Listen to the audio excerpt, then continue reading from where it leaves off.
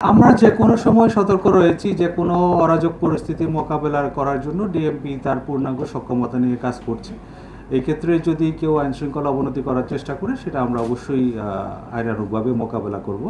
এর বাইরে আমাদের যে গোয়েন্দা তথ্য যেগুলো থাকে সেগুলো কাজে লাগিয়ে আমরা আইনশৃঙ্খলা পরিস্থিতি স্বাভাবিক রাখার জন্য চেষ্টা করছি। থানায় আসলে এরকম সালিশ করার কোনো অবকাশ নাই।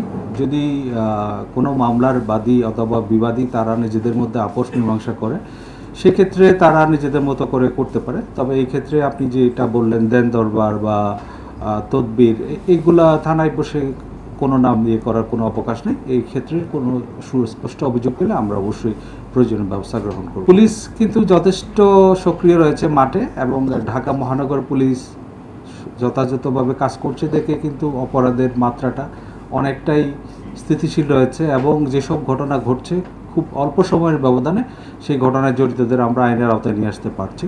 এর বাইরে কিছু অপরাধ যে হচ্ছে না তা না, আমরা চেষ্টা করছি অপরাধের মাত্রাটাকে অবশ্যই সীমিত রাখার এবং সহনীয় মাত্রার মধ্যে রাখার জন্য। আর পুলিশের উপর যে দায়িত্বগুলো রয়েছে আমরা সব সঠিকভাবে পালন করছি। এছাড়া আমাদের সদস্যদের নিয়মিত প্রশিক্ষণ প্রদানের মাধ্যমে সামনে যে জাতীয় নির্বাচন সেটার জন্য প্রস্তুতি আমরা নিচ্ছি। সার্বিকভাবে বলতে পারি আমরা আমাদের উপর যে অর্পিত দায়িত্ব সেটা পালন করছি, এবং আমাদের সদস্যরা যথেষ্ট দৃঢ় মনোবল নিয়ে তাদের উপর অর্পিত দায়িত্ব পালন করে যাচ্ছে।